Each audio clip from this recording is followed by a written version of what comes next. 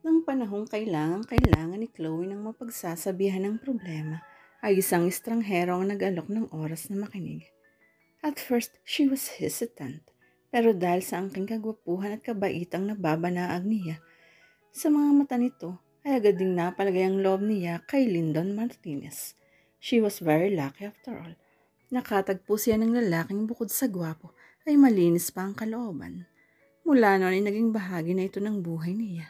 Naging hingahan niya ito ng mga sama ng loob niya hanggang isang araw ay may love na siya rito. Ramdam din niya ang kakaibang pagtingin nito sa kanya. Dangan nga lamang at tila sinisikil nito iyon. At nang matuklasan niya ang mga dahilan kung bakit, ay parang gumuho ang mundo niya. Matindi ang kabaliwan mo, Chloe. Paasik na sabi ni Cleta. Bakit na naman? Tanong ni Chloe. She was driving her silver Nissan Sentra. Kasamahan niya sa trabaho si Cleta. Pareho silang account executive ng Chapters and Pages, isang book company. Patungo sila sa Glorieta para dumalo sa book exhibit ng kanilang kumpanya. Umayos ito sa pagkakaupo bago humarap sa kanya.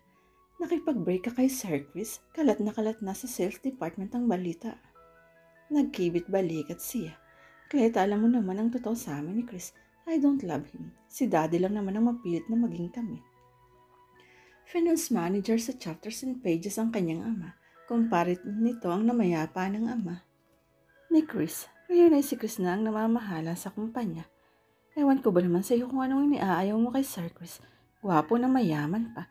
Sus, ang dami yung nagkakandara pa sa kanya tapos ikaw, may gana ka pang makipaghiwalay. Sinulya pa niya ito. Alangan namang pilikitin ko ang sarili ko. Hindi ko talaga siya mahal. Pinagbigyan ko lang si Daddy sa gusto niya. Pinilit kong maging magiliw kay Chris but I can force myself to love him. At saka gaya ng sinabi mo, gwapo siya at mayaman at maraming nagkakagusto sa kanya, kaya madali niya akong makakalimutan. Ilang buwan na ba ang relasyon ninyo? 3. 3 pa lang pala eh.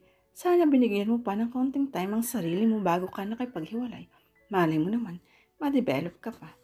Umiling-iling siya. I don't think so, Cleta. I know myself. Alam ko kapag gusto ko ang isang lalaki, I have never been in love with Chris. Tinitigan siya nito. Teka nga, bakit mabigla nang pakikipag-rape mo kay Sir? Nagalit siya sa akin. Bakit? I trust that you won't tell this to anyone. Itinaas nito ang kanang kamay. Promise, he wanted to kiss me. Tinampal nito ang noo nito. Iyon lang, nakipag-break ka na. Natural lang nahalikan ka niya, no? He's your boyfriend. Ano ka ba? Relasyong pilit. Relasyong siya lang ang may gusto. Sila ng daddy ko. Ang ibig mong sabihin, hindi ka pa niya nahalikan. He did. We did kiss pero wala nga akong feeling parang sa kanya. Kaya ako na rin ang nag-refuse. Ewan ko. Basta, hindi ko rin maintindihan ang sarili ko. He tried to kiss me hard. Itinula ko siya. Tapos nang magpumilit pa rin, sinampal ko na. Oh my God! Halos lahat ng babae sa kumpanya ay naghahangad na mapansin ni Sir Chris. Tapos ginanon mo lang siya. Ano ka ba talaga, Chloe? Ano bang hinahanap mo sa lalaki na hindi mo pa makita-kita hanggang ngayon? Basta ang alam ko, hindi ko pwedeng pilitin ang sarili ko. Tapos, ay paano ang daddy mo? Nasa Singapore pa siya. Hindi pa niya alam ang nangyari. Pero alam mo, para kang nagpakawala ng ginto. Ay Sir Chris, dahil ba mayaman at gwapo siya, ay ginto na ang pinakawalan ko. Matagal ko nang kilala si Chris. Matagal nang nagtatrabaho sa kumpanya nila ang daddy ko.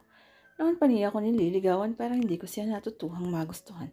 Basta pakiramdam ko hindi ako magiging maligaya kung pipilitin ko ang sarili kong mahalin siya. Ayoko namang habang buhay na pagsisiyan ang pagpapakasal ko sa kanya. Anong balak mo ngayon? I'm sure pagagalitan ka ng daddy mo. Naging masunurin akong anak sa kanya. Pati ang pamilit niyang magtrabaho ako sa kumpanya na sa isinod ko.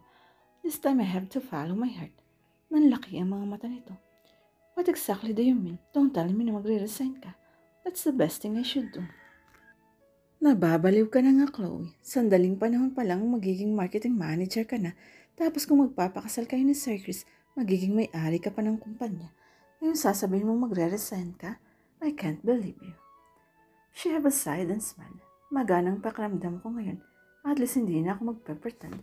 Ang pwede naman kay Chris na may relasyon kami, pero hindi ko siya mahal. Ang daddy mo, paano? Mahal ako ng daddy ko kaya alam kong maiintindihan niya ako. Sayang talaga si Sir Chris. Tingin ko pa naman love na love ka ng tao. Yun na nga masyado akong nasasakal sa pagmamahal niya. Nung sinagot ko siya, niyaya na agad niya akong magpakasal. Ayokong tumagal pa kami ng tumagal at umasa siya magpapakasal ako sa kanya.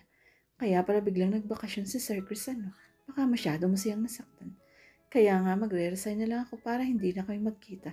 Total malapit na rin mag-retire si Daddy. Ewan ko sa'yo, hindi pa rin kita maintindihan. Hindi na niya pinansin ang huling sinabi nito. Basta ang alam niya, free as a bird na siya. Mahal man siya ni Chris, hindi rin lingid sa kalaman niya na bago sila magkaroon ng relasyon, ay marami itong idinedate na babae. He could always go back to his normal routine. He had power and money, and he was handsome anyway. Naihanda na niya ang kanyang resignation letter. Kapag bumalik si Chris mula sa Amerika, ibibigay agad niya yun dito. Sa huling pag-uusap nila, sinabi nito sa kanya na hindi raw ito basta makakapayag na mawala si Rito. Na sa bandang huli raw ay sila pa rin magkakatuluyan, ngunit mas kilala niya ang kanyang sarili. Hindi niya papayagang mangyari yun. She had known Chris for almost 15 years now. 16 years old siya nang magparamdam ito sa kanya ng pagkagusto. He courted her but she really didn't like him. Inaamin naman niya kaya niya sinagot ito ay dahil sa pag-pressure siya sa pangungulit ng daddy niya. Wala na raw siyang makikilala pang kaibig-ibig na lalaking gaya ni Chris. She tried to love him but it proved futile. Sa tuwing hahalikan siya nito, hindi niya maramdaman ang init ng halik nito. She was a hopeless romantic. She used to read romance novels and she was moved by the romantic scenes in the novel she read. Pero sa aktual na relasyon nila ni Chris ay hindi niya maramdaman ng ganun. He was her first boyfriend. He was her first kiss. Ngunit wala iyong kilig na inaasahan niyang mararamdaman sa tuwing hahalikan siya nito. There was no electric jolt whatsoever. Kaya lalo siyang nawala ng gana sa kanilang relasyon. Alam niyang nasa kanyang problema. Nakikita naman niyang ginawa lahat ni Chris ang magagawa nito upang mahalin siya nito. Marahil ay yun din ang naging daan upang mas lumayo ang loob niya rito. He showered her with expensive gifts. He showed her how much she meant to him. At nasusuffocate siya sa atensyong ibinibigay nito. Kaya na mag-propose ito sa kanya ng kasal, ay nag-isip-isip na siya. Patatagalin pa ba niya ang relasyong iyon na hindi naman niya gusto when she had the chance to break up with him? She did. Hindi totoo ang nasagap na chismis ni Cleta na kaya nagtungo sa Amerika si Chris ay para makalimot sa nangyari sa pagganitan nila. Dahil lang totoo ay may business trip ito roon. Ang dalangin na lamang niya ay makakita na ito ng babaeng maaari nitong mahalin. Baka sakaling makalimutan ito ang tungkol sa sinabi nitong sila pa rin sa huli. Sobrang siloso at possessive si Chris kaya sa halip na ma-develop ang pag-ibig, ang pagtingin niya ay lalo itong nabawasan. She was suffocated by too much attention. Nasakal siya at gusto niyang makawala mula sa pag-monitor nito sa bawat kilos niya. She wanted to have a life of her own. Nang nagdaang araw ay nagsubmit siya ng application letter at resume sa ilang kumpanya ay nakita niya sa internet at classified ads sa dyaryo. She applied for the position of Human Resource Officer. Kapag natanggap siya sa alinman sa kumpanyang iyon, magagamit niya ang kursong tinapos niya. Hindi pa rin alam ng daddy niya ang tungkol sa kanyang mga plano. Simula nang maulila siya sa ina ay naging sunod-sunuran na siya sa bawat desisyon nito. She respected and loved her father so much, but now that she was grown up, she needed to decide for her own. Ang daddy rin niya ang may gusto na kumuha siya ng kursong psychology. Iyon kasi ang kurso ng yumaong iniyan niya na dating HRD manager sa isang multinational firm. Dapat sana sa HRD siya mapupunta sa kumpanya ni Chris pero walang bakanting mataas na posisyon doon. Ayaw naman siyang ilagay nito sa mababang posisyon kaya sa marketing department siya ay pinuwesto. Nagustuhan naman niya ang kanyang trabaho dahil mababait ang mga kasamahan niya. Pero nang maging magkasintahan na sila ni Chris ay pinigilan na siya nitong lumabas kasama ang mga ito. Inilagay na lamang siya nito sa office at hindi na sa pinag-field, bagay na tinutulan niya.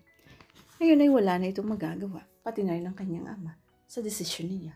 She was at age already to live in her own. Her resignation was irrevocable. Oh, nandito na tayo, sabi ni Cleta. Inihinto niya ang minama niya yung kotse sa parking area. Mamimiss ko ang mga ginagawa natin kapag ganitong may exhibits tayo. Kaya nga dapat huwag ka na mag-resign. Paano ako makakaiwas kay Chris kung hindi ako magre-resign? Ay nako, ako ang nangihinayang sa pagtalikod mo kay Sir Chris. Ayaw na niyang pahabain pa ang diskusyon nila tungkol kay Chris kaya hindi na lang siya nagsalita uli. Ayaw niyang i-divulge ang lahat-lahat. Ayaw rin niyang maging masyadong negatibo ang dating ni Chris sa mga tao. She was ready to accept all the blames. Naging maayos ang buong maghapon niya. Pagkatapos ng exhibit ay umuwi na rin siya sa bahay. Nagulat siya ng pagdating doon ay madot na niya ang kanyang ama na si Mr. Marshall Campos. 59 anyos na ito. Mahigit 1 buwan dito sa Singapore. Daddy, bakit napaga ang balik niyo? I thought 2 months kayo sa Singapore. Seryoso ang mukha at boses nito na magsalita. I had to come home immediately. Kailangan nating mag-usap ng masinsinan. Nakaramdam siya ng tensyon. May problema ba, Daddy? Nang tayo sa study mag-usap. Nagpatiuna na ito sa paglalakad. Sumunod siya rito. Pagpasok sa study ay naupo ito sa likod ng mesa nito. Pumesto naman siya sa silyang nasa harap niyon. Bakit nakipaghiwalay ka kay Chris? Diretsang tanong nito. She knew she was ready for this but she wasn't able to answer at once. Tinawagan ako ni Chris. Sinabi niya sa akin na nakipag-break ka sa kanya. Namumulang magkabilang tainga nito kaya alam niyang galit ito. Anong problema mo? Dad, I'm sorry. I should did what I believe is right. Right? You think it's right? Hindi na sinabi ko sa iyo si Chris ang pinaka-tamang lalaki para sa iyo na maswerte ka dahil nagustuhan ka niya. Daddy, hindi ko po mahal si Chris. Pag-amin niya. Bakit? May nakilala na ka na bang ibang lalaki? Dad, wala po. Wala pala eh. Bakit ka nga nakipaghiwalay? Sinabi ko naman sa iyo na bigyan mo lang ng sapat na panahon ng sarili mo para pag-aralan siyang mahalin. Hindi ko po nagawa at hindi ko siyang magagawang mahalin. Tumayo ito sa kapinalo ng malakas ang ibabaw ng mesa. Hindi pwedeng hindi mo siya mahalin, Chloe. Mahalin mo siya at magpakasal ka sa kanya. Napamaang siya. Dad, you heard it right, Chloe. Magpakasal ka kay Chris. Pero Daddy, wala nang pero. Pag-uusapan na natin ang kasal niyang pagbalik niya mula sa Amerika.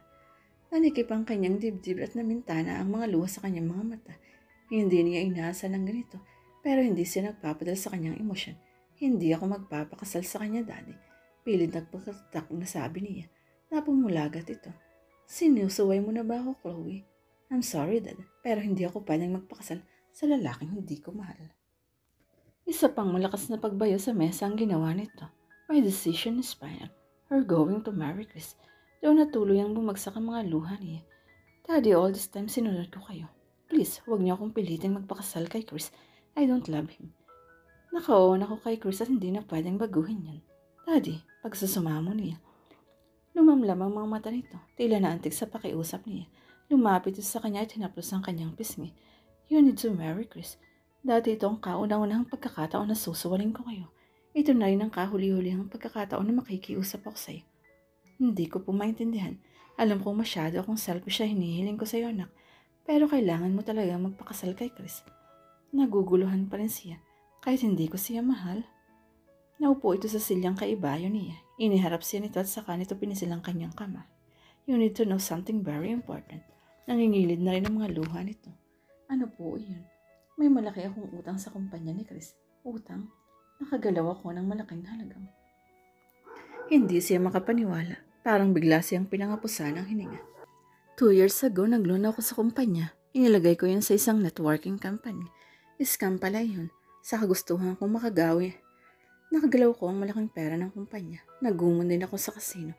Hanggang sa namalayan kong napakalaki na planang nagagalaw kong pera. Na-audit na ang departamento ko at nakarating na sa kalaman ni Chris ang lahat. Tumango ito at nagpahid ng mga luha. Chloe, anak, I'm in a very big trouble now. Milyon ang nakitang deficiency sa mga records ng departamento ko. Biglang may namahay na takot sa dibdib niya para sa kanyang ama. Hindi niya akalaing maririnig ang ganun mula rito. May isa pa akong sasabihin sa iyo, anak. Patuloy sa pagpatak ang kanyang mga luha. Nakasanla na rin sa bangko ang bahay natin. Malapit nang marimita ito. Anak, ayokong maghirap. Hindi ko kayang makita ka naghihirap. Patawarin mo ako.